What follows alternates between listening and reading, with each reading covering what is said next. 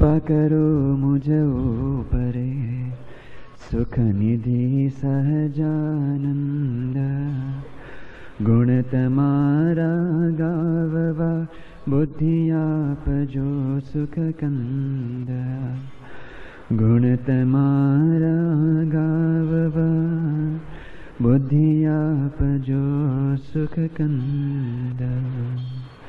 श्री स्वामीनारायण भगवाननी जय। अक्षर पुरुषोत्तम महाराजनी जय। गुणातीतानंद स्वामी महाराजनी जय। भगत जी महाराजनी जय।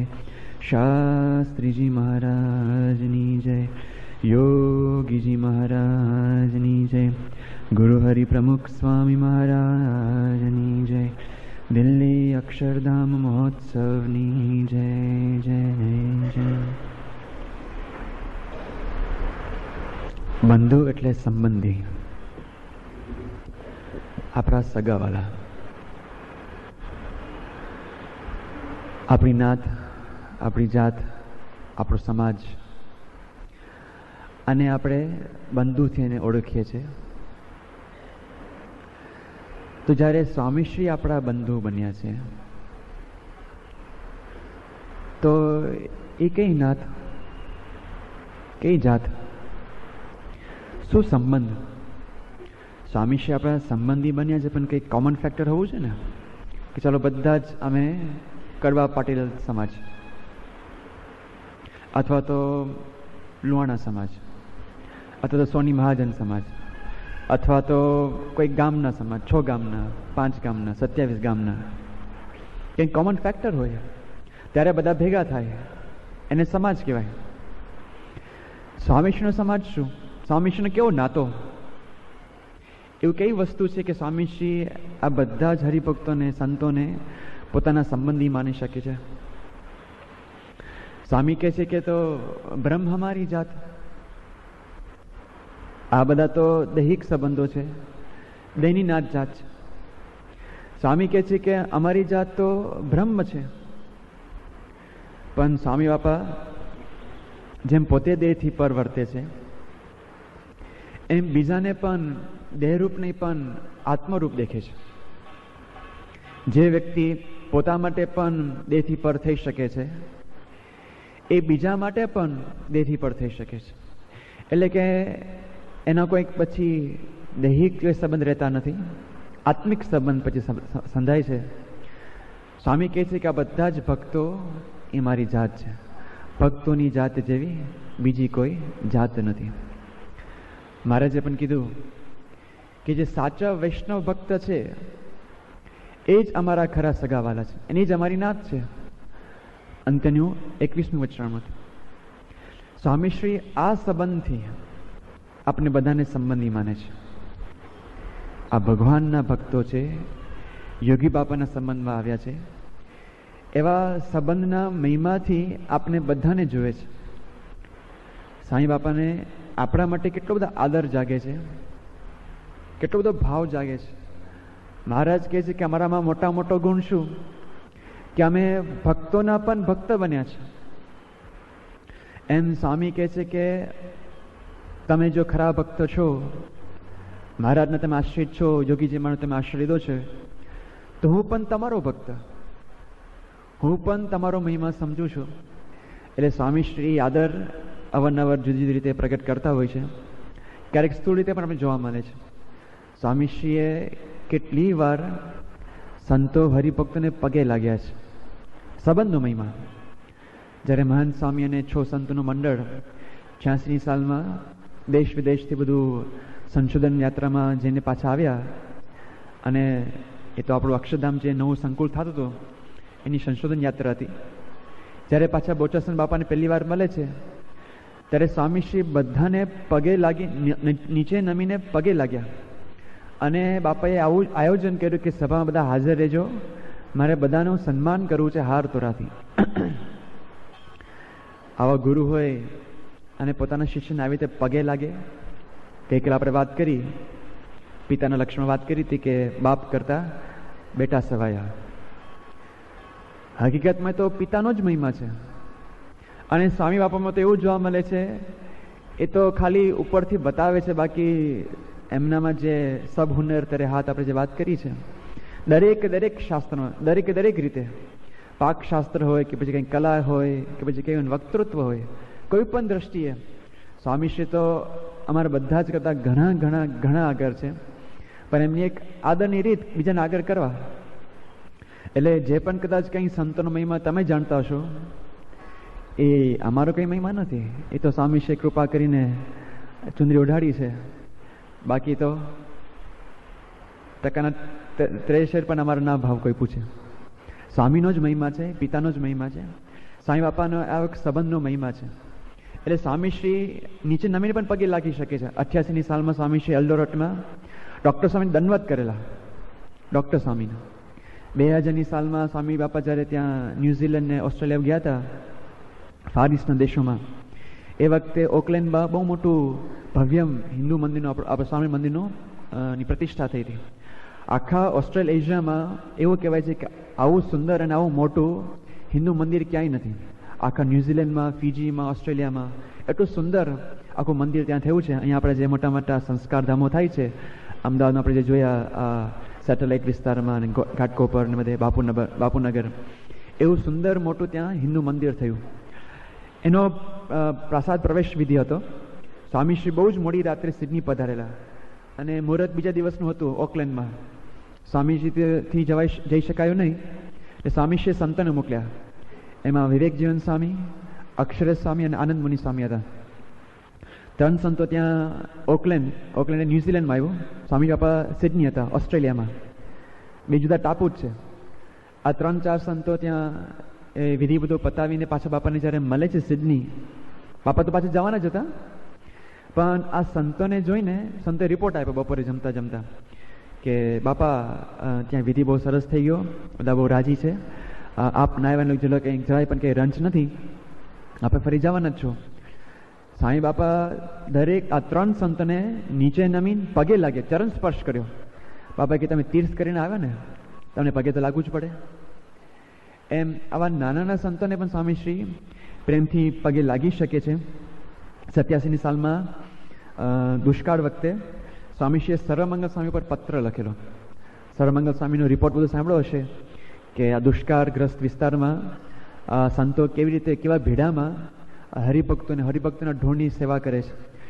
સ્વામી બાપાએ પત્રમાં લખ્યું કે તમે દાખલો બહુ જ કર્યો છે, તનતોડ સેવા કરી છે, તેનો બદલો 100 જન્મે પણ આપી શકાય એમ નથી.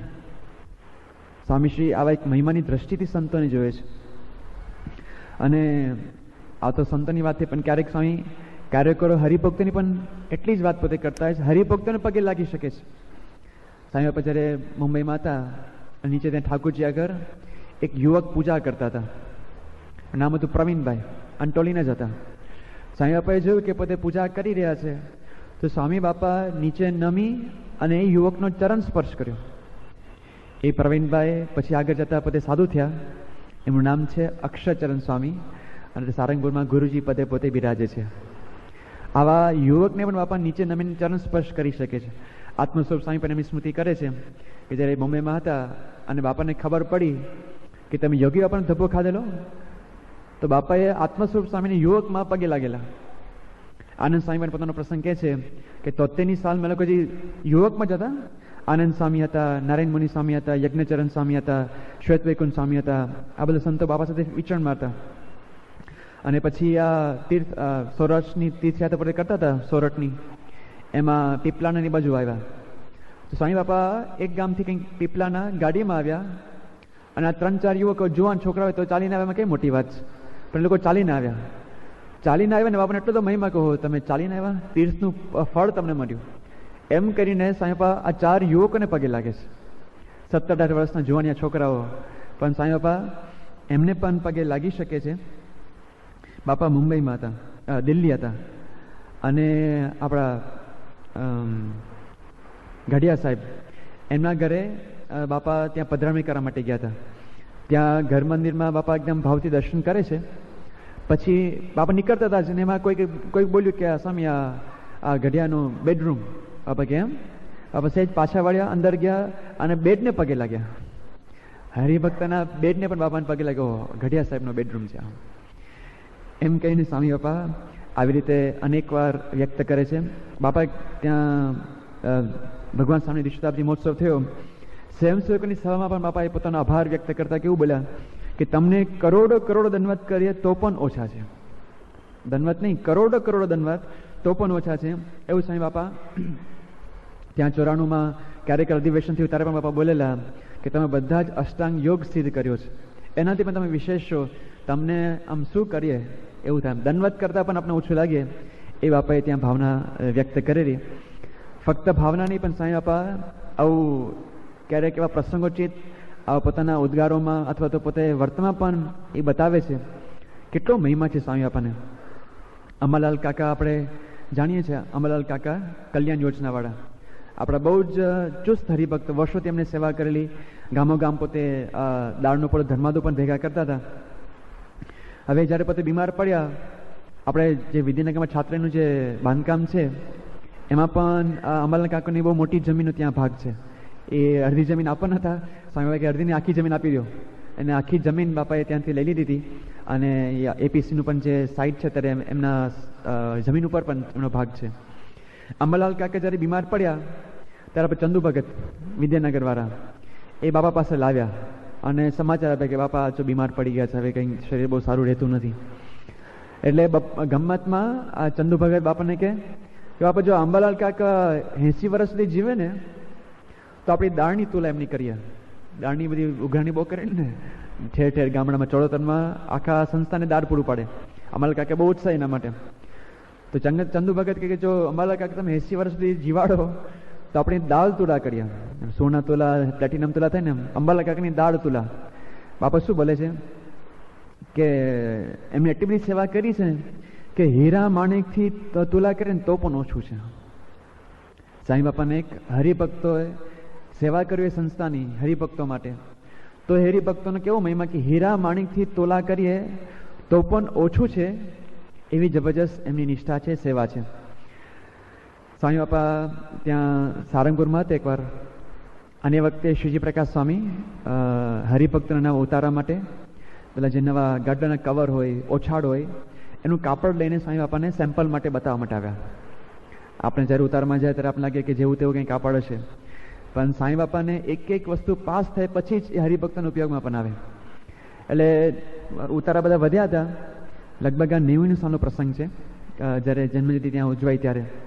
એટલે શ્રીજી પ્રકાશ સ્વામી આ બધા જાત જાતના બધા જુદા જુદા પ્રકારના કાપડ બાપાને સિલેક્ટ કરવા માટે કે આપ બાપા પસંદ કરો, હરિભક્તોને ઉતારવા માટે આપણે કયા પ્રકારનું કાપડ આપણે પસંદ કરવું છે. બાપાએ બધું જોયું, સિલેક્ટ કર્યું. પછી સંતો માટે પણ, સંતો પણ આવવાના હતા જાજી સંખ્યામાં, એટલે સંતો માટે પણ ભગવા રંગનું કાપડ ત્યાં હાજર કર્યું. અને પછી કીધું કે સ્વામી આ સંતો માટે પણ છે. બાપા કે એમ સંતો માટે છે? સ્વામી બાપાએ તરત એક કાપડ લઈ અને માથે મૂક્યું, માથે ચડાવ્યું, અને બાપા કે સંતો તો માથાના મુગટ કહેવાય.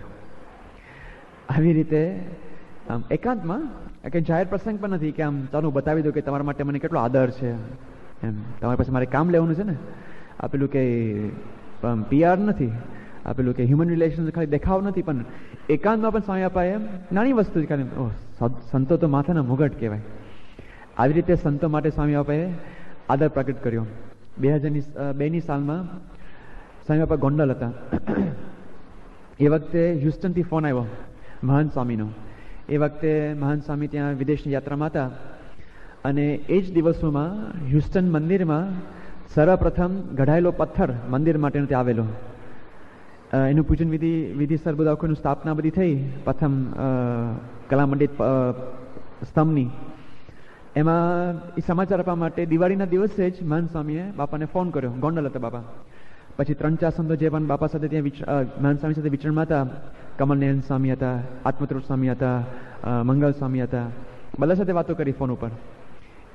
એમાં તો એક સંતે પત્ર લખેલો, એની પણ બાપાએ સંદર્ભથી યાદ કરાવીને વાત કરી કે તારો પત્ર મળી ગયો છે, મેં જવાબ લખી પણ આપ્યો, તને થોડા દિવસમાં મળી પણ જશે. પછી રોડા સ્વામી પર ફોન આવ્યો, આપણા લાડી રોડા સ્વામી. એટલે રોડા સ્વામીને બાપા તો એકદમ ગમતથી વાત કરે. એટલે પેલા રોડા કેમ છે, તબિયત સારી છે ને? રૂઢી છે ને તબિયત. રોડા સ્વામી કે આમ તો બાબા બધું બરાબર છે, પણ એક પથ્થરો થયો છે. પથ્થરો હવે કેમ પથરી થઈ છે કે પથ્થરો થયો છે? કે સાહેબ બહુ મોટી હતી એટલે પથ્થરો કહેવાય, પથરી ના કહેવાય. હવે એ નીકળી ગઈ કે નહીં? કે સામે કાઢી નાખી, પણ હજી દુખાવાનું બધું રહે છે. બાબા કહે કે આ મંદિર તું બાંધે છે તો એના કામમાં આવશે કે નહીં પથ્થરો? કિડની સ્ટોન બહાર નીકળે કે આ મંદિરના કામમાં આવશે કે નહીં? રોડા સ્વામી કહે કે એ પથ્થરો કંઈ કામમાં નહીં આવે, આ તો સોનાના પથ્થરો હોય તો કામમાં આવે. મંદિર પૂરું કરવાનું છે, પૈસા તો જોશે ને. દરેક મંદિર આપણું એટલું મહારાજના વખત આજ સુધી એક મંદિર એવું નથી કે જે આર્થિક ભીષમાં અથવા તો કોઈ વિરોધ સામે થયું ના હોય. દરેક મંદિર ભલે પરદેશનું હોય, લોન લેવી પડે, આમ કરવું પડે, 3-3, 4-4 લખણી કરવી પડે. બધે જ મંદિર પરદેશમાં મને એવું જ થયું હતું. રોડા સ્વામી કે મને ટાલ પડી ગઈ છે, હવે આ સોનાના પથ્થર કંઈક હોત, આમ સોનાનો પથ્થર કંઈ નીકળ્યો તો કદાચ મંદિરમાં કામમાં આવત. સાહેબ શું બોલે છે કે તું તો અમારા માટે આખો ને આખો સોનાનો છે. બાપા આવી દ્રષ્ટિથી દરેક સંતને જોતા હોય છે, જાણે પોતાનો કંઈક સોનાની મૂર્તિ ન હોય, પોતે જ ઘડેલી છે, પણ બાપા આવી દ્રષ્ટિથી બધાને જોતા હોય છે. સ્વામી બાપા ત્યાં 90ની સાલમાં સાંકરી હતા, ત્યાં સંતોની શિબિર હતી, અને બાપાની પૂજા છે ને ત્યાં આંબાવાડીમાં આમ્રકુંજમાં રાખવામાં આવી હતી. એક વખત ત્યાં બધી એકદમ ગીચ આંબાવાડી છે, અને આમ બધા આંબા શું કહેવાય કેરીઓ લટકતી જ હોય બધી, અને આમ તમે ધ્યાન ના રાખો તો ભટકાવો કેરી સાથે, એવું સુંદર ત્યાં દક્ષિણ ગુજરાતની ભૂમિ.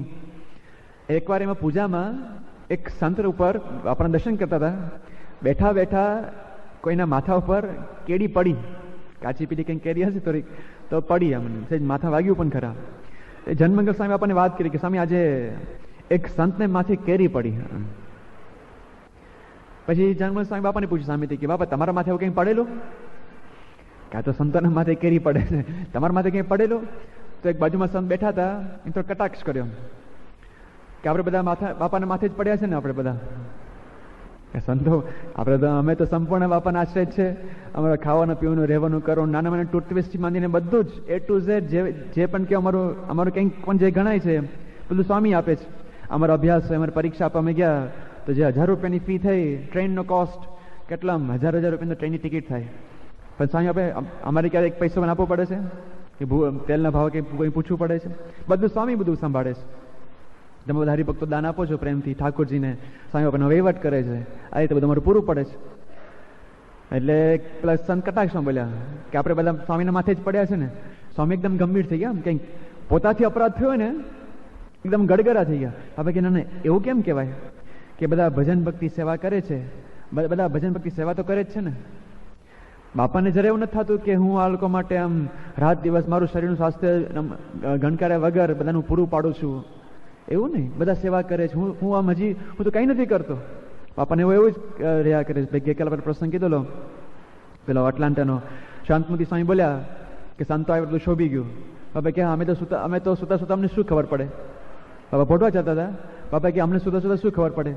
સંતો જ્યારે કીધું કે સ્વામી તમે જ બધું કર્યું છે, મૂળ તો તમે જ પાયા બીજ નાખ્યા છે. બાપા કીધું જૂની વાત થઈ ગઈ. બાપાને એવું લાગે છે કે હું કંઈ કરતો જ નથી અને આ સંતો બધું કરે છે. એ મહિમાથી આપણે જોતા હોય છે. બાપાએ તો અનેક વાર એ વાત જ્યારે પણ નોબેલ પ્રાઇઝની વાત આવે, વિદ્યાનગરમાં વાત નીકળી છે, બોચાસમાં વાત નીકળી છે, સારંગમાં બાપાએ સામેથી વાત કરી કે બધા વાળા કહે છે કે મને તમને નોબેલ પ્રાઇઝ આપો છે. બાપા કે મન તો નોબેલ પ્રાઇઝના પ્રાઇઝ મળી ગયા છે. બાપા ત્યારે તો ગુરુની વાત કરી કે મને 2 નોબેલ પ્રાઇઝ મળી ગયા છે, શાસ્ત્રીમાં એજ્યુકેશન 2 મળી ગયા, એ મારા માટે નોબેલ પ્રાઇઝ. પણ બાપા ઘણીવાર સાથે એ પણ ઉલ્લેખ કરતા હોય છે, ત્યાં વિદ્યાનગરમાં ઉલ્લેખ એવો કરેલો કે લોકો મને શું નોબેલ પ્રાઇઝ આપવાના, કે આ બધા સંતો મને મળ્યા અને તમારા જો યુવકો કાર્યકરો મળ્યા, એ જ મારા મન નોબેલ પ્રાઇઝ.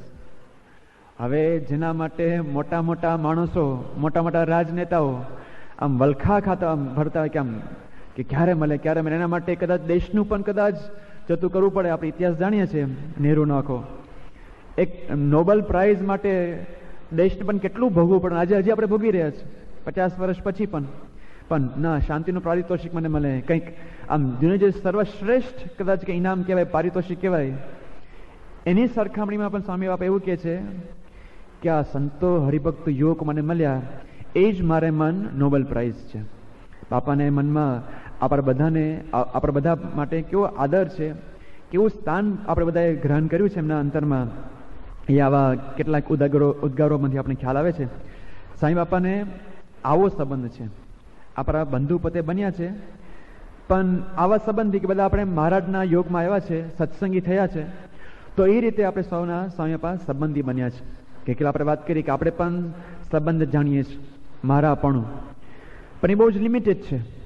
આપણા કોઈક કુટુંબ સીમિત છે, અથવા તો કોઈક ગામ પ્રત્યે સીમિત છે, અથવા તો કોઈક આપણું શહેર પૂરતું સીમિત છે, અથવા તો કોઈક આપણી નાત જાત એ પૂરતું સીમિત છે. જે મહાન પુરુષો છે એ લોકોને કોઈ મારું કે તમારું, ઇદમ મમ, ઇદમ તવ, ઇદમ અસ્માકમ, ઇદમ તેષામ, એવું કહેતું ને કે આ તમારું ને આ મારું, એવી કોઈ ભેદરેખા નથી. એમના માટે તો બધા જ સ્વજન છે અને સર્વત્ર ઘર છે, કારણ કે પોતે એવી દૈહિક સ્થિતિ પર થયા છે.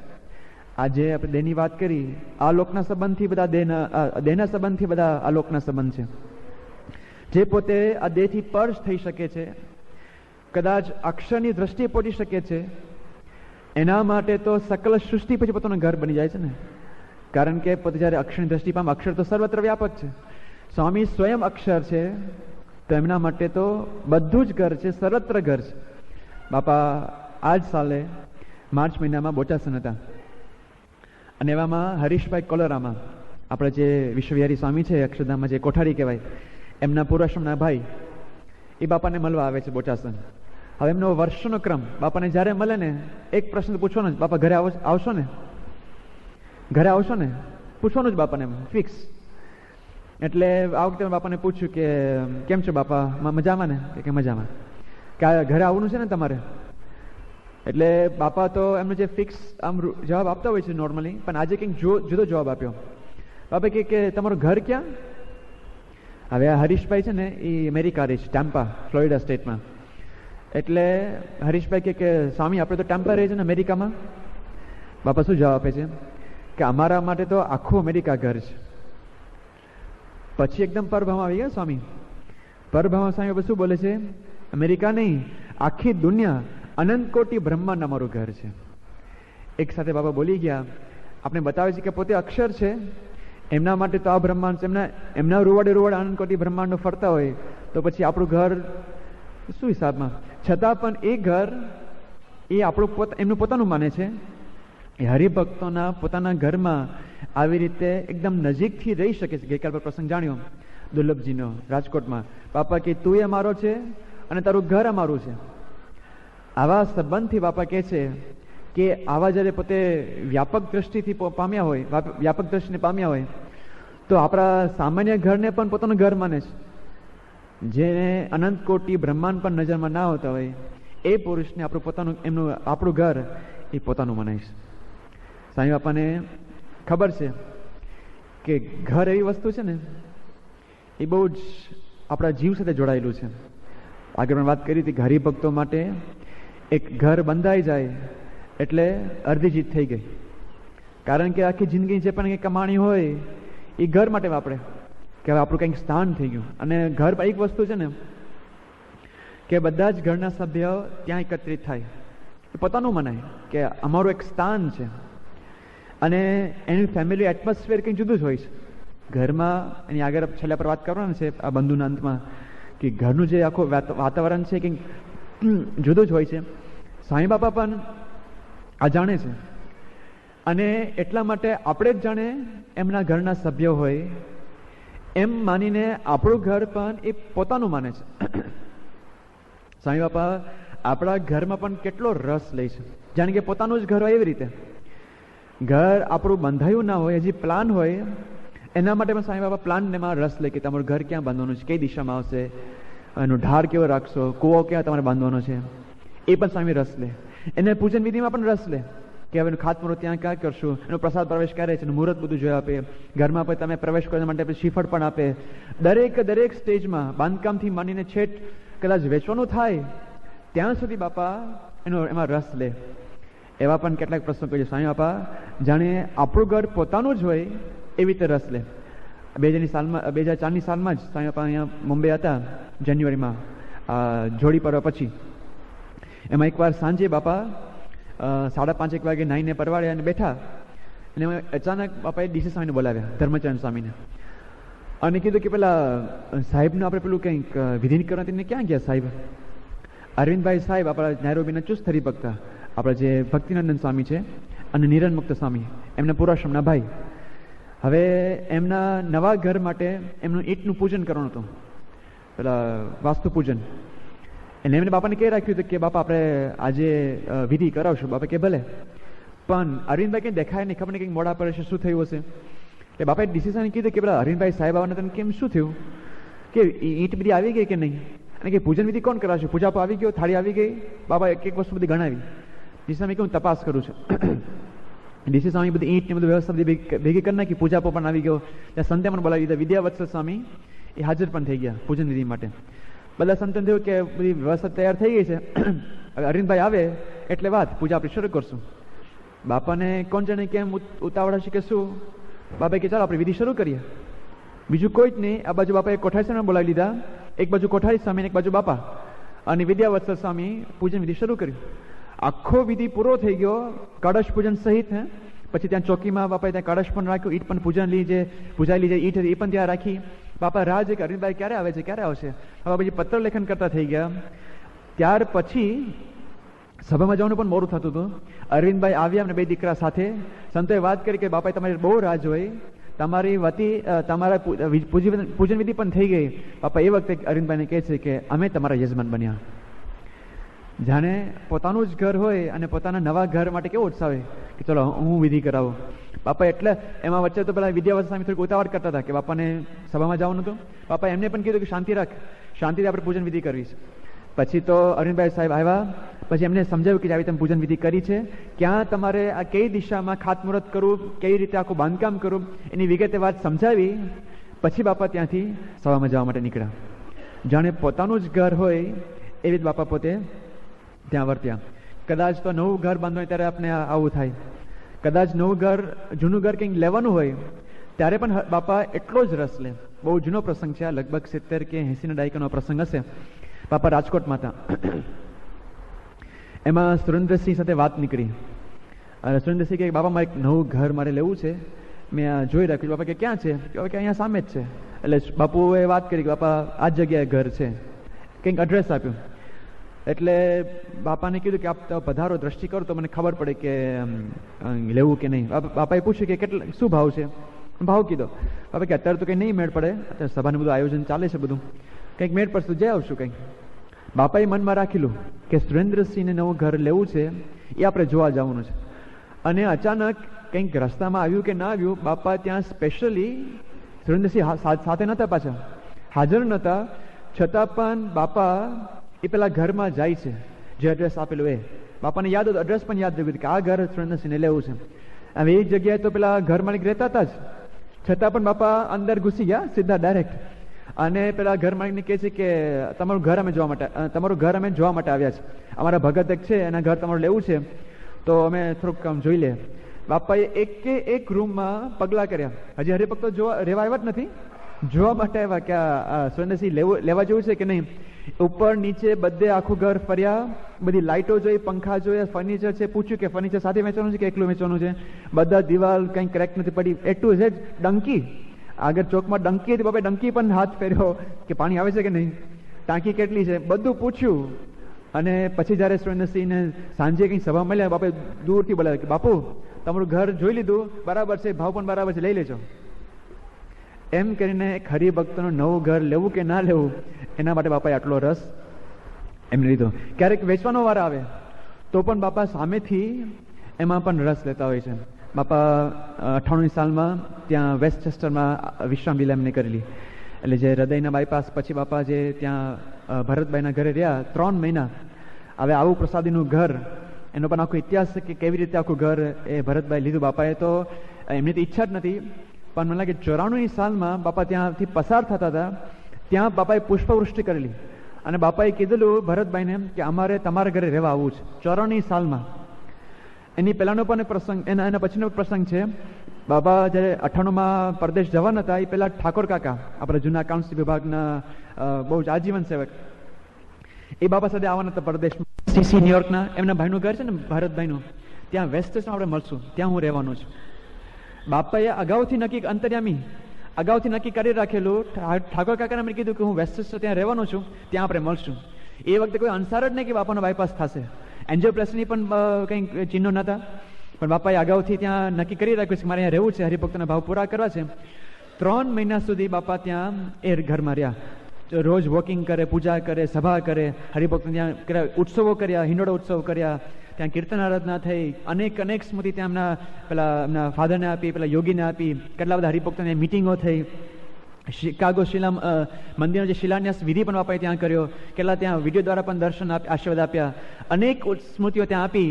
ત્યાં ઠાકોરજી પણ આપ્યા, નાના ઘનશ્યામ પ્રભુ લાલજી પણ ત્યાં આપ્યા.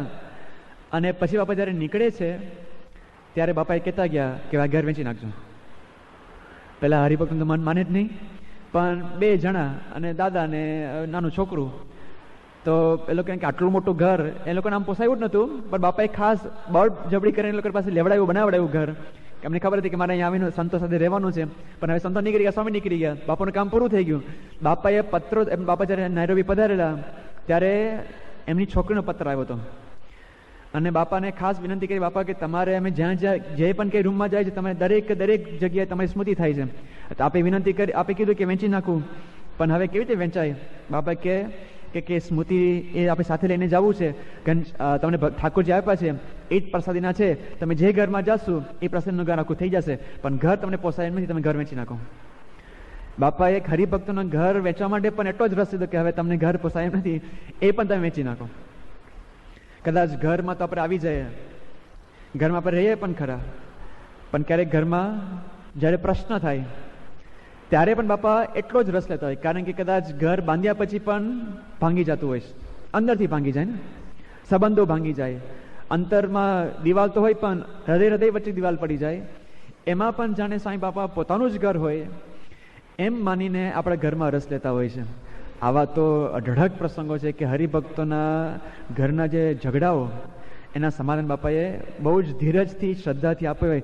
કલાકો પસાર થયા હોય અમુક કરતા, અમુક તો આખીની ઇતિહાસ હોય, વર્ષોનો ઇતિહાસ હોય, એના એક સેશન તમે ગણો ને તો કદાચ 20, 25, 50 કલાક પસાર થઈ ગયો એક ખાલી કેસ માટે. 2 ભાઈઓ હોય, 2 કુટુંબ હોય, એક ગામના જ 2 પક્ષ હોય, એનું સમાધાન કરવા માટે આમ બાપાને નાકે દમ આવી જાય, છતાં બાપા એટલા શ્રદ્ધાપૂર્વક દરેક કુટુંબને સમાધાન આપી શકતા હોય છે. એક જ પ્રસંગ આપણે ખાલી એક નમૂના રૂપે આપણે જોઈએ. વર્ષો પહેલાનો પ્રસંગ છે. બાપા ગાદી ઉપર આવીને થોડાક જ વર્ષો થયા હતા. ગુજરાતનું એક ગામ છે કારવણ ગામ, એમાં એક હરિભક્ત, નામ બધા પ્રસિદ્ધ છે, પહેલા પણ કહેવાયેલા છે એટલે કહેવામાં વાંધો નથી, પ્રાગજીભાઈ. સાસી મહારાજના અને યોગીજી મહારાજના વખતના બહુ જ નિષ્ઠાવાન હરિભક્તો, ખૂબ સેવા કરેલી. એમને સ્વામી સાથે પણ ખૂબ જ હેત. એમને 2 પત્ની થકી 2 પુત્ર થયા હતા, એક જયંતિભાઈ અને બીજા ઘનશ્યામભાઈ. પણ હવે આ 2 પુત્ર વચ્ચે ખબર ને એવી કંઈક આંટી પડી ગઈ કે મિલકત બાબતમાં સખત ઝઘડો શરૂ થઈ ગયો. એટલો બધો ઝઘડો, વર્ષોથી ઝઘડો ચાલે, અને પરિસ્થિતિ કેવી સર્જાની, અને એ લોકોનું જે ઘર હતું ને, ઘરની વચ્ચે બરાબર દિવાલ, અને ઉપર મેળી જે હતી એ પાછું કોમન, અને 2 બાજુથી દાદરા જુદા જુદા, અને પેલો જે આ બાજુ દાદરો ઉતરે તો પેલો આ બાજુ ઉતરે, પેલો આ બાજુ ચડે તો બીજા આ બાજુ, ભેગા ના થવાનું. અને બહેરાઓમાં પણ સખત આ રીતે ઝઘડાનું આખું વેરઝેરનું વાતાવરણ બધું બંધાઈ ગયું. બની હતું શું પાછું કે જે બાપ દાદા જે મિલકત બધી મૂકી ગયા હતા, એમાં તિજોરીમાં બધી મિલકત હતી, જે પણ કઈ વસ્તુ હતી એ લોકોની તિજોરીમાં. તિજોરી એક ઘરના ભાઈના, તિજોરી એક ભાઈના ઘરમાં, અને તિજોરીની ચાવી બીજા ભાઈ પાસે. એટલે હવે તો કોઈનું ના રહ્યું. તિજોરી મોટી એક ભાઈના ઘર, પણ ચાવી વગર કરું શું, ચાવી બીજા ભાઈના ઘરમાં. એટલે વર્ષોથી આ પ્રસંગ, અને યોગી બાપા પણ ખુદ પ્રયત્ન કર્યો. યોગી બાપા પણ ત્યાં પધારેલા. એકવાર તો 2 રાત રોકાયા હતા ખાસ આ પ્રાગજીભાઈના ઘરે. એમાં એ વખતે નિર્ગુણ સ્વામી પણ ભેગા હતા. 3 દિવસની પારાયણ પણ કરેલી નિર્ગુણ સ્વામી ત્યાં રહીને. અને ત્યાં એ વખતે તો અક્ષર સ્વરૂપ સ્વામી ને પ્રમુખ સ્વામી પણ એ વખતે નવા ત્યાં ભેગા હતા. પણ યોગી બાપાના પણ ત્યાં પ્રયત્ન નિષ્ફળ ગયા હતા. એટલું બધું આમ સજ્જડ આખું આંટી એ લોકોને પડી ગઈ હતી. પણ પછી બાપાએ નક્કી કર્યું કે ગમે તેમ કરીને આ ઘર એટલું બધું હદે પહોંચી ગયું કે આખું કુટુંબ છિન્નભિન્ન થઈ જાય એવું થયું હતું. બાપાએ નક્કી કર્યું કે ગમે તેમ કરીને આ ઘરના ઝઘડા આપણે આવે સમાધાન લાવી જ દેવું છે. એકવાર બાપા ત્યાં ગયા, મણિભાઈ સાલાટ પણ ભેગા હતા, હકાબાબુ ભેગા હતા, અક્ષર સ્વામી પણ ભેગા હતા એ વખતે. અને બાપાએ નક્કી કર્યું કે આ વખતે તો સમાધાન કરવું જ છે. ત્યાં ગયા, સવારના 9 વાગ્યાના બેઠા મેડી ઉપર વચ્ચે જ બેઠા કોમન ગ્રાઉન્ડમાં. અને આ પક્ષમાં એક ભાઈ અને બીજા પક્ષમાં બીજા ભાઈ. બાપાએ 9 વાગ્યાનું શરૂ કર્યું નિગોશિએશન્સ, રાઉન્ડ ટેબલ કોન્ફરન્સ શરૂ કરી બાપાએ. અને ચાલ્યું 12 વાગ્યા, 12:30 વાગ્યા, 1 વાગ્યા દેવસ્વામી નીચેથી બોલાવે, રસોઈ થઈ ગઈ છે, ઠંડી પડી ગઈ, તમે આવો જમવા માટે. બાપા જમવાનું નામ ના લે, 2, 2:30, 3, 3:30 થઈ ગયા. બાપા હજી ત્યાં ને ત્યાં. ક્યારેક પછી તો પેલા હરિભક્તો જ ભૂખ્યા હતા બિચારા. પેલા હરિભક્તો સ્વામીને જમે, તમને જમાડી દો. દેવસ્વામી પછી 3:30 વાગે હરિભક્તોને જમાડ્યા. પણ પેલા હરિભક્તો જે 2 પક્ષના એ લોકો વારાફરતી જમી ગયા. બાપા એકને સમજાવે, પેલો જમી આવે. આનું પતે પછી કે સ્વામી આટલી મને શરત માન્ય છે, પેલા આને સમજાય કે ચાલો હા આટલી શરત માન્ય કે નહીં, આટલું નહીં આટલું. પછી આને બોલાવે કે આટલું તને માન્ય કે નહીં, આટલું નહીં આટલું. એમ કરતા બાપા 9:30 બેઠાલા રાત્રે 8 વાગ્યા સુધી ખાધા પીધા વગર. સ્વામી બાપા આ 2 હરિભક્તોના ભાઈઓના પ્રશ્ન હલ કરવા માટે પછી તો ઘરના બેરાવ થાકી ગયા. એ લોકો અંદર પછી સમજૂતી કરી લીધી. આ લોકો પુરુષો તો માન્ય જ નહીં, પેલા બહેનો પછી માની લીધું. એ લોકો અંદર કીધું કે પ્રમુખ સ્વામી આપણા માટે ભૂખ્યા રહ્યા છે. પછી જે ઘરમાં ચાવી હતી ને એ બેને ચાવીનો જોડો લઈને ઉપર ફેંક્યો મેળી ઉપર. અને બાપાને પાસે બરાબર આવ્યો. પછી 2 બહેને તો પછી નીચેથી કેવડાવ્યું કે હવે પ્રમુખ સ્વામી જે કે મંજૂર, પણ હવે આજે જ હવે નિકાલ કાઢો, બસ પૂરું થઈ ગયું, હદ થઈ ગઈ. અને ત્યાં બાપાએ પછી ચાવી લીધી, તિજોરી ખોલી. 21 વર્ષ પછી તિજોરી ખુલતી હતી. અને બાપાએ જે પણ કંઈ મિલકત હતી, જે પણ કંઈ સોનું ઝવેરા જે પણ કંઈ હશે એની ત્યાં કિંમત કઢાવ્યું. અને બધાની હાજરીમાં રાતોરાત જ બધું વહેંચણી કરી કે તને આ આપું, તને આ આપું. માન્ય છે ને, નાનામાં નાની વસ્તુનું પણ અમુક તો આપણા શરમ હસવું આવે. આમ 2 ભાગલા કરીને પણ બાપાએ 2 ભાઈઓને પક્ષે વેચી નાખ્યું. એ વખતે પેલા 2 ભાઈઓ બોલ્યા કે જો સ્વામી બાપા આ સમયે જો ભેગા વચ્ચે ના પડ્યા હોત ને, એકનું કંઈ સમાધાન થઈ જાત. આવી સખત હદે એ પરિસ્થિતિ પહોંચી ગઈ હતી. બાપાએ આ પ્રસંગ હમણાં આ વર્ષે યાદ કર્યો 2004ની સાલમાં. આ જયંતિભાઈ છે, પોતે એટલાન્ટા છે. બાપાને મળ્યા ત્યારે બાપાએ એટલાન્ટામાં જયંતિભાઈને વાત કરી કે આપણે બહુ તપ કર્યો હતો નહીં એ દિવસે. આટલી હરી સવારના બેઠેલા, રાત્રે તો 8 વાગે પેલી બૈરાઓ પેલો ચાવીનો જોડો ત્યાં ફેંકે છે.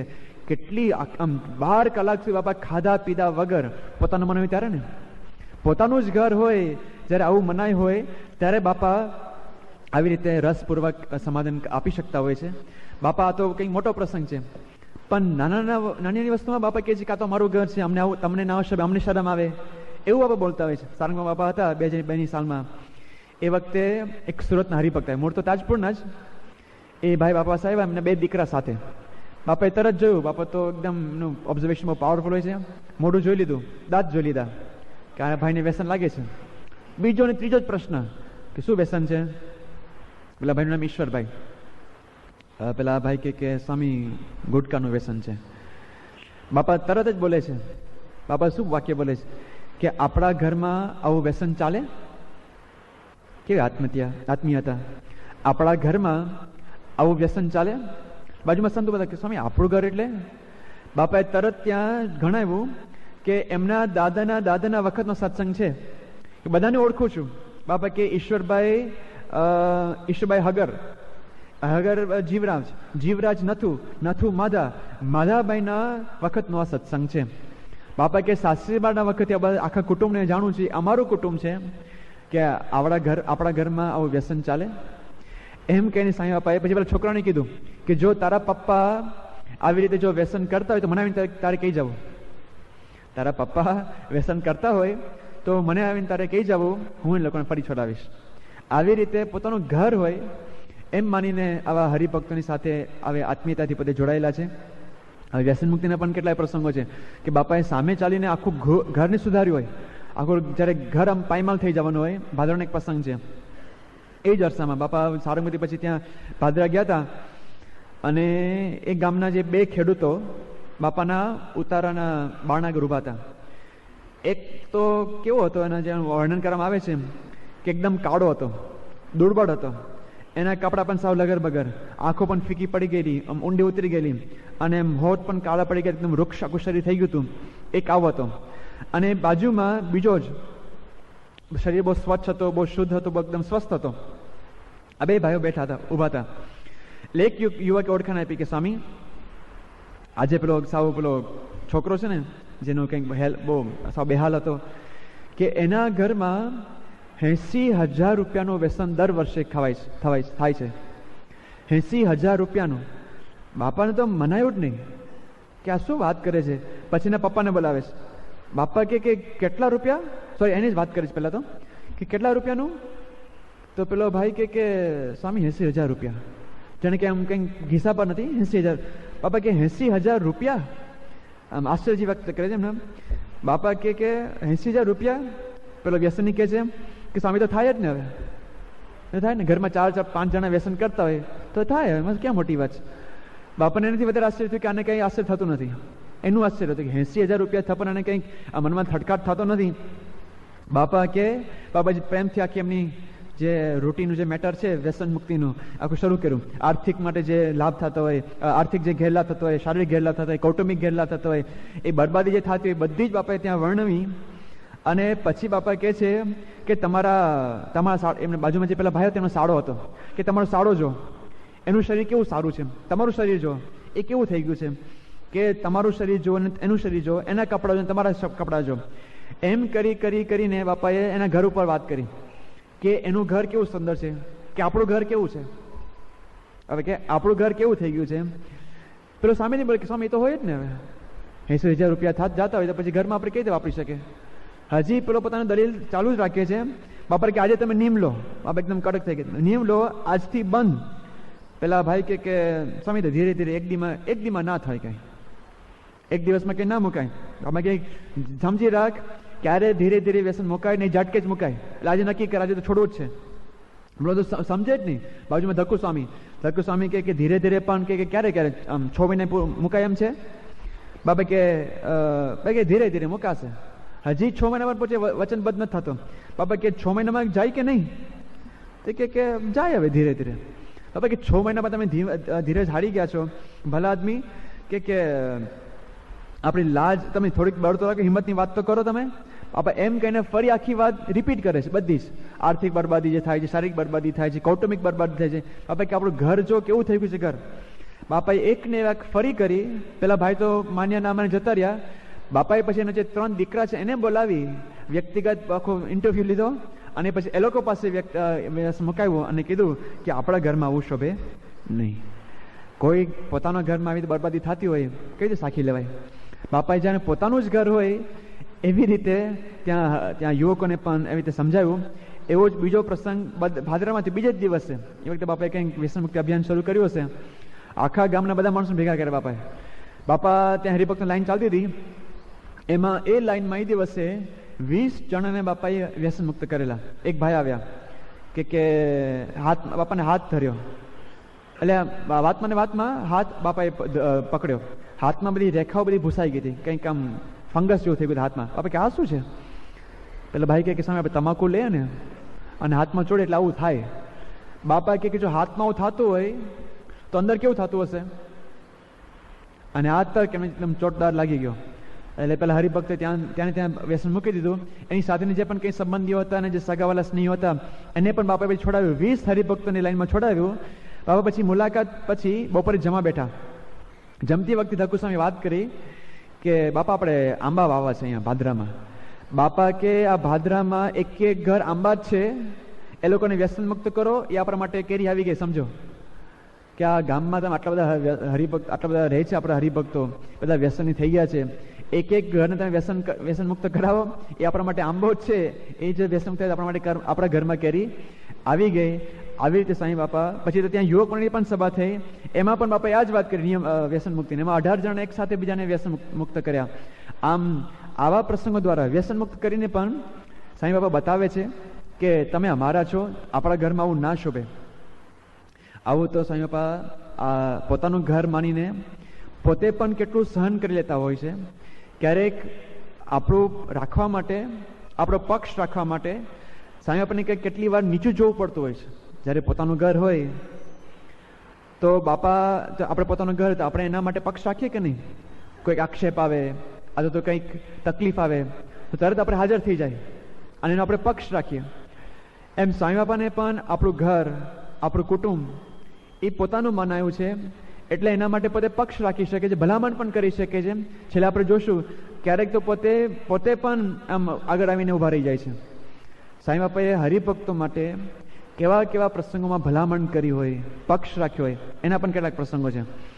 આપણા સંસ્થાનો એક સામાન્ય ડ્રાઈવર, જશુ એનું નામ, વર્ષોથી મંદિરમાં સેવા કરતો હતો, પણ પછી એને થયું કે એને લગ્ન થયા. હવે લગ્ન થયા એટલે જવાબદારી વધી ગઈ. એને થયું કે જે કદાચ કોઈક સરકારી નોકરી મને મળી જાય તો આપણે થોડાક પગ ઉપર સ્થિર થઈ શકીએ અને આપણે જે હવે કુટુંબ થશે, આખું ઘર એ વસાવવાનું છે, તેના માટે કંઈક આપણે સદ્ધર થઈએ. વર્ષોથી મંદિરમાં સેવા કરેલી એટલે બાપાએ એક ભલામણનો પત્ર લખ્યો સંતો પર, બ્રહ્મપ્રકાશ સ્વામી ઉપર, કે આ હરિભક્ત છે એને સરકારમાં નોકરી આપણે અપાવવાની છે. હવે સામાન્ય ડ્રાઈવર કંઈક મોટો શેઠ હોય, આપણે કદાચ કંઈક એનાથી આપણે કંઈક ફાયદો થવાનો બીજો, એવા કોઈ સ્વાર્થના સોદા નહીં, પણ એક સામાન્ય ડ્રાઈવર મંદિરમાં સેવા કરી છે ને, બસ એને પણ એક સરકારમાં નોકરી અપાવવા માટે એક સમને પોતે પત્ર લખી શકે છે. બાપા અમદાવાદમાં હતા એ વખતે એક આપણા અમેરિકાના હરિભક્ત સુરેશભાઈ જોશી, એમનું સુરતમાં એક ઘર હતું. એમાં એક પ્રશ્ન થયો હતો. એક ઘર આ ભાઈ રે અમેરિકામાં, પણ સુરતમાં ઘરમાં આ જે ઘર છે સુરતનું એમને ભાડે આપેલું UNI-ને. આપણે જે પત્રકારની સંસ્થા છે ભારતમાં, રિપોર્ટિંગ ન્યૂઝ માહિતી બધી આપે બધે. એ UNI વાળાએ એમનું ઘર ભાડે લીધેલું, પણ પછી ઘણા બધા મહિના પછી પણ પેલા હપ્તા ભરતા નહોતા, ભાડું આપતા નહોતા. એટલે આ સુરેશભાઈ બાપાને પત્ર લખ્યો કે મારે આનું શું કરવું, કે આ UNI મારું ઘરમાં રહે છે, બધું વ્યવસ્થા બધી ભોગવે છે, પણ ભાડું તો કંઈ આપતા નથી. એટલે બાપાએ તરત જ બ્રહ્મપ્રકાશને બોલાવ્યા અને કીધું કે તમારે આ કામ કરવાનું છે, આ 89નો પ્રસંગ. એટલે બ્રહ્મપ્રકાશ સ્વામી કહે કે સ્વામી અત્યારે બાલ મહોત્સવ ચાલે છે, અત્યારે રાત દિવસ મહિના ચાલે, બધા કાર્યક્રમ સંવાદ બધું કરવાનું, અત્યારે મને 1 મિનિટનો પણ ટાઈમ નથી, 2 કલાક માંડ મને રાત્રે સુવા મળે છે, માટે આપણે બાલ મહોત્સવ પછી રાખીએ. કરીશ, વાંધો નહીં, ના નથી પાડતો, પણ બાલ મહોત્સવ પછી. બાપા કે ને કે 2 કલાક મને રાત્રે ઊંઘમાં મળે છે. બાપા કેટલું તો મળે છે ને, 2 કલાક તો મળે છે ને, માટે 5 મિનિટ પણ આજે કંઈ સાહેબ હોય એને બોલાવી લે, અહીંયા મારે મળવું છે, મારે જવાબ લખતા ફાવે ને. એક હરિભક્તના નાના અમથા પ્રશ્ન માટે પણ બાપા છેટ સાહેબને બોલાવવા માટે તૈયાર થઈ ગયા. કીધું 5 મિનિટ કાઢીને પણ પેલા હરિભક્ત પેલા 5 મિનિટ કામ થવાનું જ નહોતું, બાપા પણ જાણતા હતા, પણ ઊંઘ હરામ કરીને પણ બાપા કહે છે કે તું પેલા સાહેબને બોલાવી લો, મારે હરિભક્તને જવાબ લખવો છે. બીજા હરિભક્ત ચિંતા કરે છે, મારે જવાબ લખવું છે કે તારું કામ થઈ ગયું. આવી રીતે પોતે ભલામણ માટે પણ હંમેશા હાજર હોય છે. એટલા મોટા મોટા માણસો બાપા ભલામણ કરતા હોય છે, આપણા અમુક વાર આપને શરમ આવે. આપણે એક અમદાવાદના હરિભક્ત ચિમનભાઈ વાણંદ, સામાન્ય હરિભક્ત, અમદાવાદ સિવિલ હોસ્પિટલમાં પોતે લેબ ટેકનિશિયન તરીકે કામ કરતા, નોકરી હતી, બહુ જ ભગવદી, અને એમનો નોકરી સેવાનો સમય પણ બધો જ સેવામાં પોતે કાર્યકર હતા, મંદિરમાં પ્રવૃત્તિમાં સંતો સાથે હંમેશા વિતાવે. હવે વર્ષો ચાલ્યા ગયા, પણ અંદરો અંદરને કંઈક ઈર્ષ્યાના ભાવે પ્રગટ થયા હશે નોકરીમાં, તો કોઈક વિઘ્ન સંતોષીએ એમની બદલી કરાવી અને છેટ એમને ફેંકી દીધા થાણગઢ દૂર. હવે આ ચિમનભાઈ એકદમ મૂંઝવણ થઈ ગઈ. સત્સંગનો જીવ, સેવાનો જીવ, એટલે મંદિરમાં જ ફાવે, રોજ મંદિરમાં આવો, દર્શન કરે, સંતોને મળે, કથા વાર્તા કરે, પારાસભામાં જાય, નાની મોટી પ્રવૃત્તિ કરે, અને દૂર દેશમાં પોતે ફેંકાઈ ગયા. એટલે થયું કે હવે કેવી રીતે જીવી શકશું, કોઈ કથા વાર્તા નહીં, કોઈ સંતોનો યોગ નહીં. એટલે એકદમ મૂંઝાઈ ગયા. બાપાને પત્ર લખ્યો, સ્વામી આવી રીતે થયું છે, બદલી થઈ છે, કંઈક થાય તો પ્રાર્થના કરો. બાપાએ એ મનમાં એ રાખેલું. એ વખતે બાપા સાઉથ ઇન્ડિયા હતા. સાઉથ ઇન્ડિયા વિચરણ કરતા કરતા બાપા અહીંયા 15-20 દિવસ પછી અટાદરા આવ્યા છે. એ વખતના સ્વાસ્થ્ય મંત્રી નવીનભાઈ હતા. એ બાપાને મળવા માટે આવે, સ્વાસ્થ્ય મંત્રી, હેલ્થ મિનિસ્ટર બાપાને મળવા આવે છે. એ વખતે બાપાને ચિમનભાઈ યાદ આવે છે, અને હેલ્થ મિનિસ્ટરને ભલામણ કરે છે કે અમારા અમદાવાદમાં સિવિલ હોસ્પિટલમાં એક લેબ ટેકનિશિયન છે, એની બદલી ખોટી રીતે થઈ છે, તમારે બદલી અટકાવવાની છે. બસ હેલ્થ મિનિસ્ટરને પણ એક સામાન્ય વાણંદ હરિભક્તની બદલી અટકાવવા માટે બાપા ભલામણ કરી શકે છે. કેટલા પોતાના મનાયા હશે ત્યારે, જ્યારે એમને કે મારું સ્ટેટસ શું છે. હેલ્થ મિનિસ્ટર માનવાના હોય, આપણે કેટલી મોટી મોટી હોસ્પિટલ છે, કરોડ રૂપિયાની આપણી હોસ્પિટલ બનાવી, એના માટે ભલામણ નથી કરી કે આનું પાસ કરી નાખજો, આમ કરી નાખજો, આનું કંઈક આમ થઈ જાય તો સારું નહીં. એક હરિભક્તની સામાન્ય નોકરીની બદલી અટકાવવા માટે ત્યાં બાપા ભલામણ કરે છે. આ પોતાના મનાયા છે. પછી તો બાપા એ વાત તો થઈ ગઈ, સ્વામી કે પેલા ભાઈ કે સ્વામી થઈ જશે, નાના કામ માટે તો ક્યાં. પછી બાપા ત્યાં આવે છે વિદ્યાનગર યુવા મહોત્સવમાં. યુવા મહોત્સવના છેલ્લા દિવસે 20,000 યુવકોને વ્યક્તિગત દર્શન બાપા આપી રહ્યા છે. એ લાઈનમાં ચીમનભાઈ આવે છે. 20,000 યુવકોમાં પણ ચીમનભાઈને ઓળખી જાય છે. પહેલા તો પત્ર દ્વારા જ મળ્યા છે, ફેસ ટુ ફેસ તો વાત થઈ જ નથી.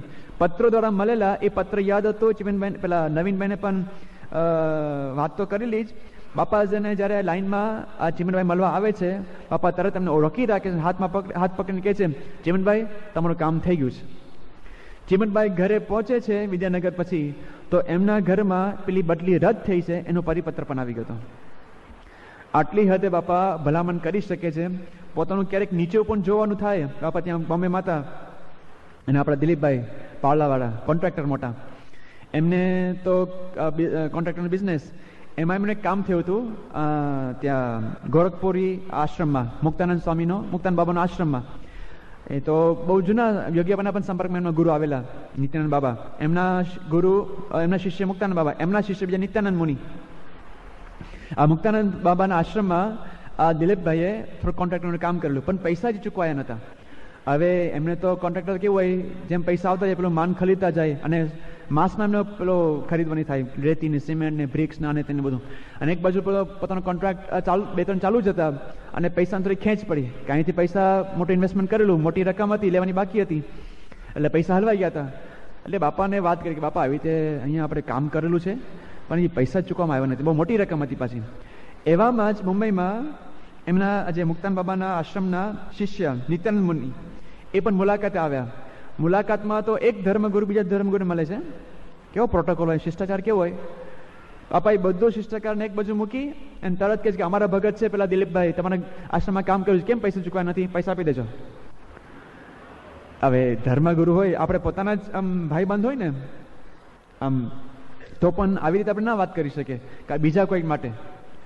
પણ બાપા પોતાના સમકક્ષ છે, એનો પણ એક પ્રોટોકોલ છે, એને પણ બાપાનું પણ એક સ્ટેટસ છે.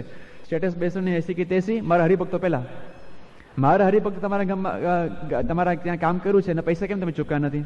તરત બાપા ત્યાં પેલા નિધડક પણ પેલા ધર્મગુરુને પણ કહે, બાપા પેલા કહે છે હા સ્વામી કરી આપશો, વાંધો નહીં. બાપા ત્યાં ગાંધીનગર, આ તો પણ બહુ જૂનું વર્ષો પહેલાનો પ્રસંગ છે. ગાંધીનગર ખાલી એક નાની સભા કરીને બાપા તરત નીકળી જવાના હતા. એ વખતે રામચંદ્રભાઈ બારોટ, આપણે પેલો પ્રસંગ કીધો હતો ને, બે પ્રસંગ કીધા હતા. એક પેલો આઈસ્ક્રીમ વાળો, બાપાના બાયપાસ માટે એમને નિયમ લીધો કે હવે જિંદગીભર આપણે આઈસ્ક્રીમ ખાવો નથી. આઈસ્ક્રીમ બહુ પ્રિય હતું, યાદ છે ને પ્રસંગ. 70-80 રૂપિયા રિક્ષા ભાડું ખર્ચીને પણ પોતે આઈસ્ક્રીમ ખાવા માટે જાય. હવે અને પેલો બીજો પ્રસંગ, આંખના મોતિયાવાળો, મારી આંખ જાય પણ બાપાની આંખ બચી જાય.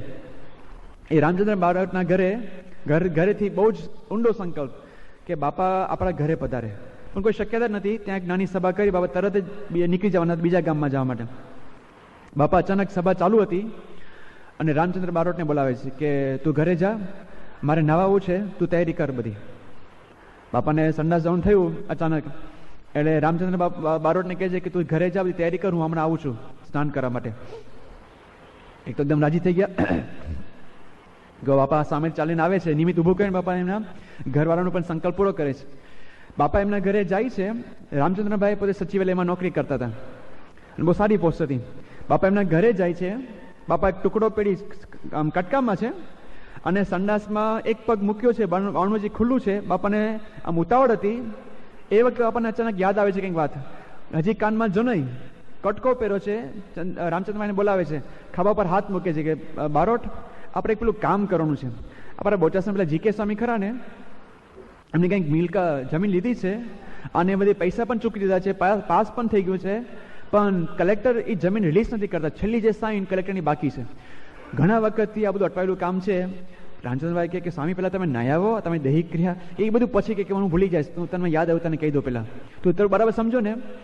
એકને એક વાત બાપાએ 2 થી 3 વાર કહી. 10 મિનિટ બાપા એક પગ સંડાસમાં, એક પર બહાર કટકામાં, કાનમાં જનઈ, અને રામચંદ્રભાઈને બધું સમજાવે છે કે આ ફાઇલ નંબર બાપાને યાદ કે આ ફાઇલ નંબર છે, આ પેલા કલેક્ટરનું નામ છે, આ જમીન છે, આ પ્લોટ નંબર છે, તું બરાબર પાસ કરાવી દેજે. કેટલા વખત એમના પૈસા અટકી ગયા છે. રામચંદ્ર બારોટ કે બાપા બધું થઈ જશે તો પેલા નાહ્યા હો, પેલા હું બધું કરી લઈશ, પડી લઈશ. આવી રીતે નાના હરિભક્તોના કામ માટે બાપા પોતે કેટલા પોતે ચિંતિત હોય છે. હરિભક્તને સાવ અજાણી વ્યક્તિ મોમ્બાસાના એક હબસી ભાઈએ બાપાને પત્ર લખ્યો. હબસી ભાઈએ કે મારી બધી જ જમીન અને મિલકત સરકારે કબજે કરી લીધી છે, મારે હવે શું કરવું? બસ આવો પત્ર બાપાને લખ્યો. બાપાએ સિટી કાકાને ભલામણ કરી કે આ ભાઈનો પત્ર આવ્યો છે તો થોડીક તપાસ કરજો, શું તકલીફ છે, જેટલી બનતી હોય એટલી તમે મદદ કરજો. એક હબજીભાઈ આપણે ક્યાંય મળ્યા પણ નથી, કશું નહીં, પણ તાત્કાલિક ત્યાં બાપા એને સિટી કાકાને ભલામણ કરી તમે પણ એની મદદ કરજો. બાપા અમદાવાદમાં હતા અને બાપાને બહુ જ ઉતાવળ હતી. બાપા એક સભામાં જવાના હતા. એની પહેલાં બાલમુકુંદ સ્વામી જે બીમાર થયા હતા, કિડનીમાં જે પ્રશ્ન થયો, એ બાપા એ પોતે પ્લેનમાં બોમ્બે જવાના હતા. એમને પણ મળવાનું હતું. બાલમુકુંદ સ્વામીને ત્યાં પ્રસાદનું પાણી પણ આપવાનું હતું. ઠાકોરજીને દર્શન કરવા ગયા. એટલું આમ ટાઈટ કાર્યક્રમ હતો ને, એમાં રસ્તામાં એક હરિભક્ત આવ્યા અને બાપાને કહે છે, બાપા મારે તમારે 5 મિનિટ મળવું છે. બાપા કે અત્યારે પેલું પ્લેન નીકળે છે બાલમુકુંદ સ્વામીનું, 1 મિનિટમાં વાત પતી તો વાત પતાવ, 1 જ મિનિટનો સમય છે અત્યારે, તો 1 મિનિટમાં મને વાત કરી દે, શું છે તારો પ્રશ્ન? પેલા ભાઈ કહે છે કે સ્વામી આજે ઘરમાં ખાવાના પણ ઠેકાણા નથી, અનાજ પણ મારે ઘરમાં રહેવું નથી, શું કરું મારે? બાપાએ આટલો જ પ્રશ્ન છે તારો, ચાલ હું વ્યવસ્થા કરી આપું છું. 1 મિનિટનો પ્રશ્ન, 30 સેકન્ડમાં જવાબ. બાપા કોઠાઈને બોલાવે છે, આને જે પણ કંઈ ઘીલ તેલ આપો ને ઘરે પહોંચાડી દેજો. ફટ દઈને બહાર નીકળી ગયા બાપા. બાપા એક હરિભક્ત માટે આમ રસ્તામાં 1 મિનિટનો બાપા પ્રશ્ન કહે છે કે મારે ઘરમાં પણ થોડાક અનાજના ફાફા પડ્યા છે, આપ કંઈક મદદ કરો તો ઠીક. આમ અડધી મિનિટ બાપા એક કોઠાઈને બોલાવીને કહી દે છે કે અનાજ અને ઘી તેલ જે પણ, પહેલાં તો અનાજની જ વાત કરી હતી કે અનાજ અને ઘી તેલ જે પણ કંઈ જરૂર પડે એને ઘરે તમે પહોંચાડી દેજો. બાબા એમ કે નીકળી ગયા આગળ. આવી રીતે કોઠારીને પણ પોતે ભલામણ કરી શકતા હોય છે. એક પ્રસંગ જનમંગલ સ્વામી કહે છે, પોતે બોચાસનમાં હતા અને એ વખતે બાપાને પાણી પીવડાવવા માટે એકવાર વચ્ચે રૂમમાં જાય છે. એ વખતે બાપા એકદમ ગંભીર રીતે એક અધિકારીને વાત કરી રહ્યા હતા. જનમંગલ સ્વામી કહે છે કે હું એ પ્રવેશ કર્યો આમ પાણી આપવા માટે, અને એ વખતે મેં ખાલી એક જ વાક્ય મેં સાંભળ્યું બાપાના મોઢેથી. બાપા એટલું જ બોલ્યા કે જો ફલાણા ભાઈને તમે જેલમાં નાખશો તો એવું માનજો કે તમે પ્રમુખ સાંઈવાળાની જેલમાં નાખ્યા છે. એક જ વાક્ય એમનેથી સંભળાઈ ગયું. પછી જ્યારે આમ આવ્યા અને પાણી બાપા એકદમ બંધ થઈ ગયા, કંઈ બોલ્યા જ નહીં. પછી પાણી પાઈને જનમંગલ સ્વામી નીકળી ગયા. પણ એ વખતે એને ખબર પણ આવી, પછીથી ખબર પડી કે બાપાએ કોનો પક્ષ રાખ્યો હતો કે આ હરિભક્તને એ બિચારા ખોટા વાકમાં આવી ગયા. જમીન બાબતમાં બીજા કોઈ એમના પર ખોટો આરોપ નાખેલો, એમના પછી દીકરા પણ સાધુ. બાપાએ એ વખતે પેલા અધિકારીને કીધું, જેને હાથમાં ફાઇલ આવી હતી, કે આ માણસ સાચો છે, ખોટી રીતે એને બદનામ કરવામાં આવ્યો છે, એનો કોઈ વાંક નથી. તમે જો કદાચ લાંચમાં મોહબતમાં આવીને બીજા પક્ષમાં તમે જો આને જેલમાં નાખશો, તમે એવું માનજો કે તમે પ્રમુખ સાંઈવાળાને જેલમાં નાખ્યા છે. આટલી હદે બાપા ત્યાં અધિકારને મોઢે મોઢ કહી શકે છે. અને પછી પણ સંતો દ્વારા એ ભાઈને હરિભક્તને છોડાવે છે અને બધી જ એની વ્યવસ્થા કરાવે છે. આવી રીતે પણ હવે આ પ્રસંગ આપણે ક્યાંથી ખબર પડે? એ તો જનમંગલ સ્વામી વચ્ચે ત્યાં ભૂલમાં આવી ગયા, અનેક વાક્ય સાંભળાઈ ગયું ભૂલમાં, ત્યારે આપને ખબર હોય. બાકી તો એવા કેટલાય હરિભક્તના પ્રસંગોમાં બાપાએ ચિઠ્ઠી લખી હોય, બ્રહ્મવેરી સ્વામીને, ત્યાં ધર્મવત્સલ સ્વામીને, અથવા તો કોઈ સિદ્ધેશ્વર સ્વામીને, અથવા બ્રહ્મપ્રકાશ સ્વામીને, કેટલાય તમને કે આનું કામ કરવું છે, આની બદલી કરવાની, આની નોકરી કરવાની, આનું સેટ કરાવવાનું, આનું પાસ કરાવી દેવાનું, આને વિઝા કરાવી દેવાના છે. કેટલી બધી બાબતમાં હરિભક્તો બાપાને મળતા હોય છે. પોતાનું કદાચ ખોટું દેખાય, પેલા અધિકારી કહે છે સ્વામી, કેટલાય હરિભક્તોના પ્રસંગો હોય, આવા કામ કરવાના હોય, અધિકારીઓ સ્વામી આપણને કહે કે સ્વામી કંઈક મંદિરનું કામ હોય, કંઈક સંસ્થાનું કામ હોય તમે કરી આપે. આમાં તો કંઈ તમારે નાવ નીચાવાનું છે જ નહીં. સાવ અમુક વખત હરિભક્તો સાવ અડબંગી હોય. એ પાછો ત્યારે યાદ આવે કે સત્સંગી છું. જ્યારે કામ આવે ને ત્યારે તિલક ચંદલો આવે, અને ત્યારે પછી શું સત્સંગી બની જાય.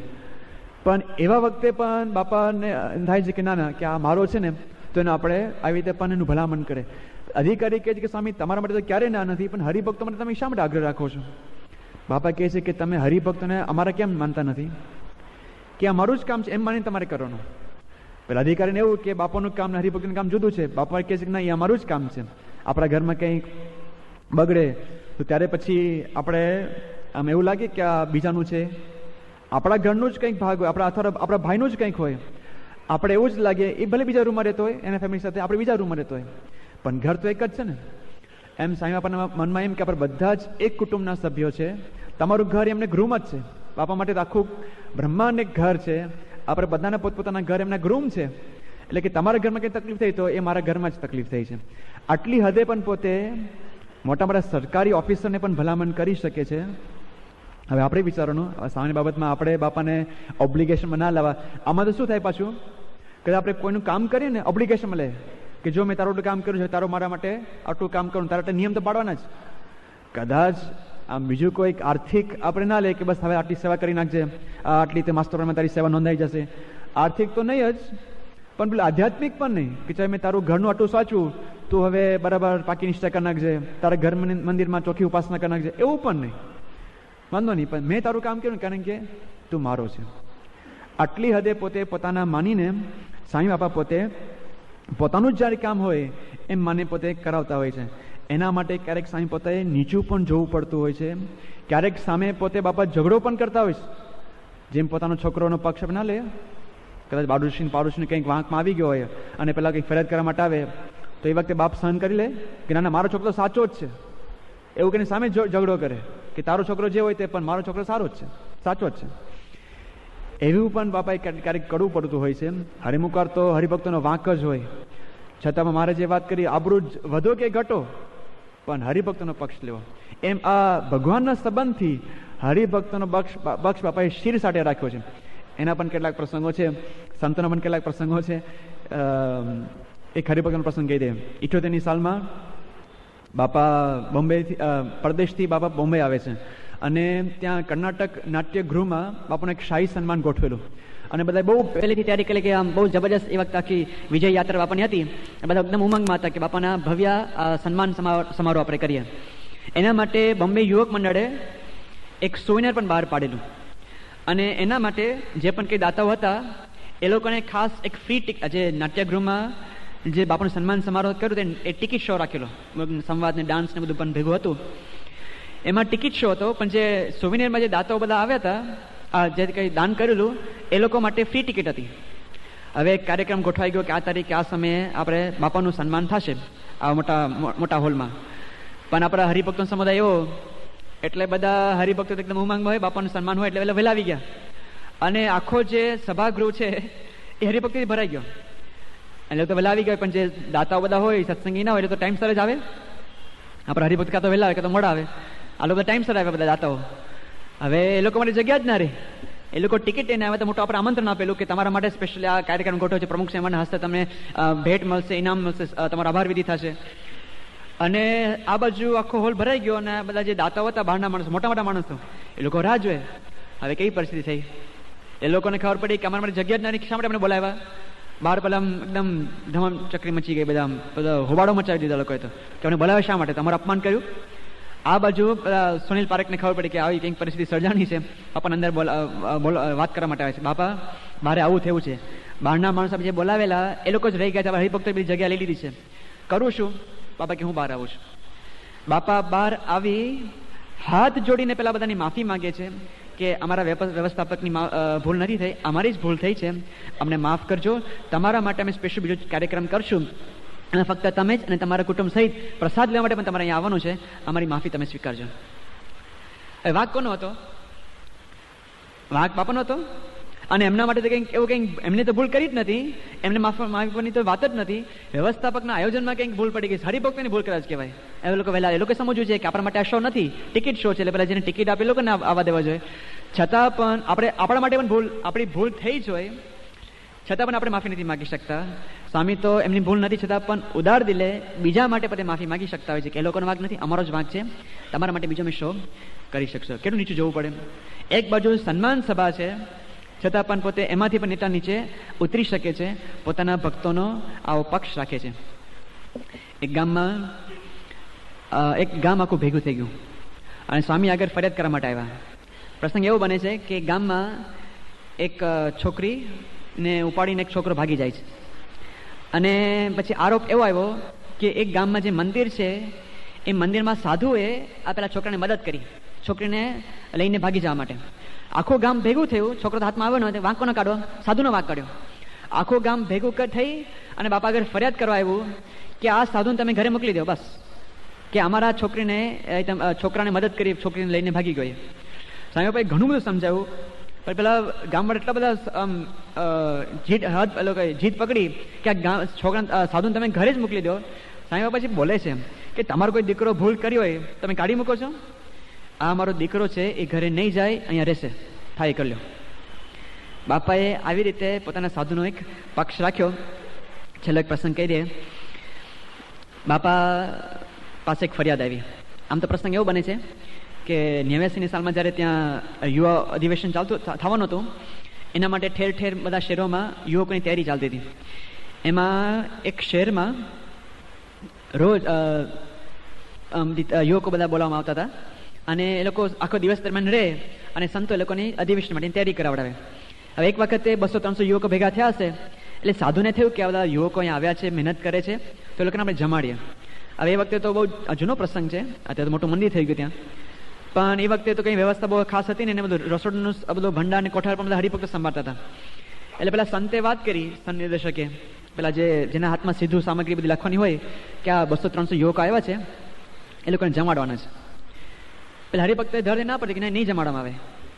એટલે સાધુ કે પણ એ લોકો ભૂખ્યા આખા દિવસ અહીંયા રહે છે, જમાડ તો પડે ને, થોડા ભૂખા ક્યાંય આખો દિવસ રાખાય. પેલા યુવક ખબર પેલા હરિભક્ત ખબર કેવા મૂડમાં છે કે નહીં જમાડાય. એટલે સંત કે તારે ના જમાડે વાંધો નહીં, હું વ્યવસ્થા કરી નાખીશ, તને વાંધો નથી ને, હું વ્યવસ્થા, આ હરિભક્તો જમશે અહીંયા. પેલા સ્વામી તો હરિભક્તોનો યુવકનો જ પક્ષ રાખતા હતા કે હરિભક્ત આપણે જમાડીએ, 200-300માં ક્યાં ખોટું મોટું થઈ જવાનું છે.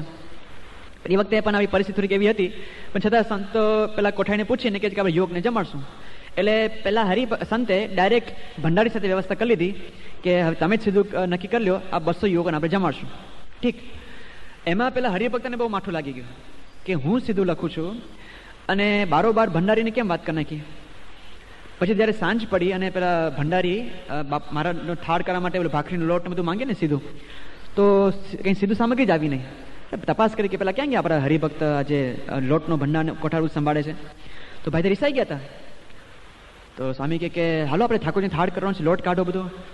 અને પેલા ભાઈ એકદમ ગાળાગાળી શરૂ કરી નાખી ભંડારી સ્વામી સાથે કે તમે બધા સંતો આવો છો ને તેવું છે ને સ્વચ્છંદી થઈ ગયું, તમારી ફરિયાદ કરો બાપા આગળ ને. ભંડારી તો કે આ બધું શું થયું છે. હવે એ ભાઈની ઘણા વખતની ફરિયાદ ચાલતી હતી. એટલે ભંડારી સ્વામીએ પણ કોઠારી સ્વામી વાત કરી કે સ્વામી આવો પ્રશ્ન હવે થયો છે. કોઠારી સ્વામી કે હું જાણું છું કે આ ભાઈનો ઘણા બધા હરિભક્તોની પણ ફરિયાદ આવી છે, આ પ્રસંગ કંઈ નવો નથી, બરાબર ટાઈમ પાકી ગયો છે આનો. પછી તો કોઠારી સ્વામી ત્યાંના બાપાને પણ વાત કરી કે સ્વામી આવો પ્રસંગ આવ્યો છે, હરિભક્તો આવું થાય છે, વારંવાર રિસાઈ જાય છે, મન ફાયતા બોલે છે, હરિભક્તો એના પક્ષાપક્ષીમાં આવી જાય છે, સંતોને ગાળો દે છે, ક્યારેક હરિભક્તોને મારે પણ છે. બાપાએ જાણ્યું હતું કે આમ તો સેવા તો ઘણા વર્ષ સુધી ચાલતી હતી, પણ હવે આવું જો થતું એનું મન પાછું પડી ગયું તો ધીમે ધીમે આપણે મંદિરમાંથી છૂટો કરી દેવો. બાપાએ આવો આદેશ આપ્યો, ધીમે ધીમે મંદિરમાંથી છૂટા કરી દે, એને પણ શાંતિ, આપણે પણ શાંતિ. પેલા ભાઈ તો છૂટા થઈ ગયા, પણ પછી શું કરે છે, 4 મહિના સુધી સતત દર અઠવાડિયે બાપાને પત્ર લખે. બાપાને પત્રમાં શું ધમકી આપે કે મને આ 10 વર્ષ મેં જે મંદિરમાં સેવા કરી એમાં દર વર્ષે 1 લાખ રૂપિયા પેટે મને 10 લાખ રૂપિયા તમારે આપવાના રે આવે. બાપા આગળ ધમકી આપે. અને ધમકીમાં શું, તમે જો મને 10 લાખ રૂપિયા નહીં આપો તો જાહેરમાં શહેરમાં હું જઈને આત્મવિલોપન કરીશ, એટલે જાહેરમાં બળી મળીશ બસ. એટલે તમારે 10 વર્ષના 1 લાખ રૂપિયા ગણીને મને 10 લાખ રૂપિયા તમારે આપવાના રહ્યા. આવી રીતે પોતે બાપાને ધમકી આપે છે. બાપાએ તો પછી હરિભક્તોને જે ત્યાં અગ્રેસર હરિભક્તો હતા એ લોકો પણ વાત સમજાવી કે આ ભાઈનો શું પ્રશ્ન, તમે જાઓ તો ખરા, વાત તો કરો. આ હરિભક્તો બધા બહુ એકદમ તૈયાર, એકદમ સજાગ. ત્યાં પોલીસને પણ ફરિયાદ નોંધાવી દીધી કે આ ભાઈ છે ગમે તે કરે કંઈક કરી બેસે તો આ વાત આપણે માનવી નહીં, વાત તો આમ છે, મગનું કંઈ ઠેકાણું રહેતું નથી. હરિભક્તો ત્યાં સમજાવવા ગયા કે શું પ્રશ્ન તમને, કે ના સંતો મારી સાથે કેમ આવી રીતે વર્તાવ કર્યો. એટલે કે સંતોનો પ્રશ્ન છે ને તમારે. બાપા આગળ વાત આવી. બાપા પેલા 2 સંતોને બોલાવ્યા કે જો આ ભાઈને આવો પ્રશ્ન છે, આપણે માફી માંગી લેવાની છે. સંતો તો એકદમ રાજી હતા, સરળ હતા. બાપાને આગળ હાથ જોડ્યા. બાપાને કે બાપા તમે જેમ કહો અમને ક્યાં પ્રશ્ન છે. બાપા કે મને ખબર તમારો વાક નથી, પણ હરિભક્ત આવી જીદ પકડી છે, આપણે નમી દેવું છે. સ્વામી સંતો કે ભલે સ્વામી અમને ક્યાં પ્રશ્ન છે, કે હમણાં કંઈ પેલા આટી જેવું હતું જ નહીં, અને અમે પણ હરિભક્તો માટે જ અમે પેલા દિવસે જમાડ્યા હતા. બાપા કે વાંધો નહીં, મીટિંગ યોજાય છે જૂના મંદિરમાં. બાપાનું જે ભોજન કક્ષ છે ત્યાં સદગુરુ સંતો બધા જ 1-2 ટ્રસ્ટી પણ હતા, એ મંદિરના પણ અગ્રેસર હરિભક્તો અને આ ભાઈ હાજર. એમની હાજરીમાં, પેલા સદગુરુની હાજરીમાં, હરિભક્તોની હાજરીમાં પેલા 2 સંતો નીચે નમી પેલા હરિભક્તોને ચરણ સ્પર્શ કરે છે. બાપા કહે છે કે જો આ સંતો તમારી માફી માગે છે, આપ રાજી રહેજો. પેલા ભાઈ કહે છે કે એમ નહીં સ્વામી, મને લેખિતમાં જોઈએ, મને લેખિતમાં માફી આપે સંતો કે અમારી ભૂલ થઈ ગઈ અને આ ભાઈ નિર્દોષ છે. અને બાપાનો પિત્તો ગયો કે લેખિતમાં તને શું જરૂર છે, કે કે તારે છાપામાં આપવું છે, જાહેરાત કરવી છે? બાપા કે જ્યાં જતો રહે, લેખિતમાં નહીં મળે, મારી હાજરીમાં સંતોનો વાક નથી છતાં પણ એ લોકો સરળ થઈને એને પગે લાગે, તને લેખિતમાં જોઈએ છે? બાપા કીધું જતો જ અત્યારેથી, મારે તારું મોઢું નથી જોવું. અને જતા જતા બાપા કહે છે કે જોજે તું જો મારા સંતોને બહાર જઈને મારા સંતોને ફજત ના કરતો કે મારા આ પ્રમુખ સંતોનો વાંક છે. બાપા જે છેલ્લું વાક્ય બોલે ને પેલા સંતોથી રડી ગયા લોકો, કે બાપા કહે છે કે જોજે બહાર જઈને મારા સંતોને ફજત ના કરતો. આટલી હદે પણ સાંઈ બાપા સંતોને પોતાના માન્યા છે, એટલે આટલી હદે પણ પોતે પક્ષ રાખી શકે છે. આવા પણ બીજા કેટલાક પ્રસંગો છે, આપણે આગામી દિવસોમાં જોઈશું.